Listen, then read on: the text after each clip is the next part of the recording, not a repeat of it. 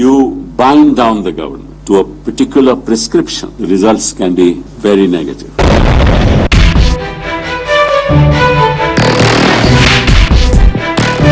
Now, in the light of these comments, my colleague Arijit Banerjee had a chance to catch up with Rajeev Chandrasekhar, the ex-BPL chief, who says the lukewarm response to the recent auctions was due to the government not coming out with a proper telecom policy and will be something that could hugely impact the telecom sector.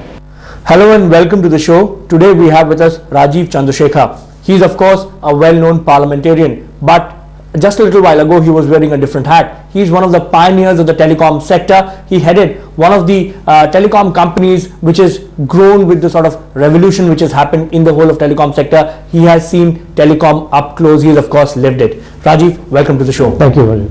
Rajeev, when you look at the situation now the telecom companies are in, does it really pain you? What pains me, Arijit, is the fact that after over 16, 17 years of opening up the telecom sector, even today we are grappling with the same basic problems that should have been addressed and resolved many years ago. This issue of whether it's spectrum auctions or whether it's competition, whether it's the role of the corporates versus the independent regulators.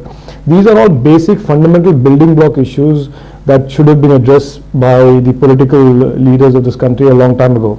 So it pains me that we continue after 16, 17 years still fighting allegations of corruption, scams, and then the whole debate seems to be about spinning your way out of scams rather than real reforms and real progress. So I think yes, it is disappointing, but I'm hopeful. When you look at the situation now, do you think because of policy inaction, the government now seems to have killed the golden goose or the goose that lays the golden egg?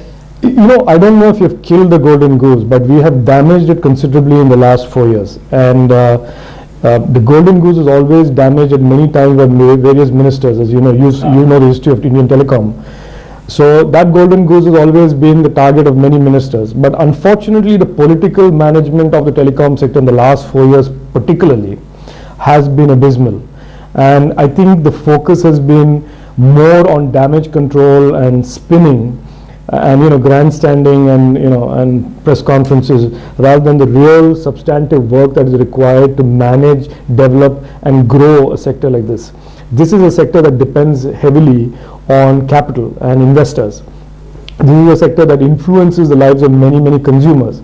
So the investors and the consumers have real issues and real problems that need to be addressed with real solutions by the government. And in that, the government has, and the ministry particularly, has badly failed. You've been highly critical of the way this auction was conducted by the government. There was hardly any participation. So do you think that this auction was a failure because of the circumstances or because of the government's actions? No, I think it is a combination of both. But I think the depressing thing, if you want to call it that, is the fact that there are people who are actually gloating and are seemingly happy about the failure of an auction.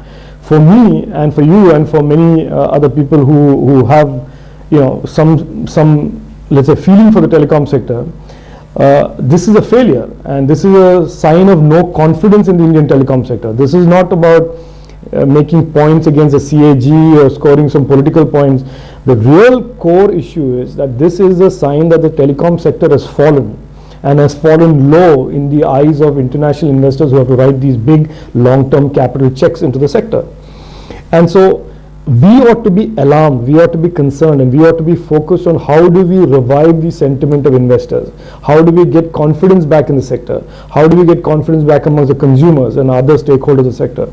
But unfortunately the debate seems to be about there is no scam, the CAG was wrong, the reserve price should be lower.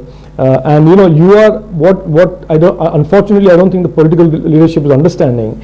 In the attempt to score short-term points, they are damaging institutions like the regulator. They are damaging the entire already confused mindset of investors. The government, as you just said, is of course showing this auction as proof that what CAG had said in terms of the losses happening to the government because of the way licenses were given in 2008 is wrong. They are saying that the auction is a failure because everything was determined by the Supreme Court. At least they are insinuating that there were agencies other than the government who are determining how the auction gets to be done? You know, this is the problem. I think that we have to not allow these kind of statements to go unchallenged, and they have to be tested, because one of the things that the minister is in a sense saying, or the political leadership is saying that the CAG was wrong because the auctions are the reality of what the telecom sector is, and that is as far away from the truth as possible.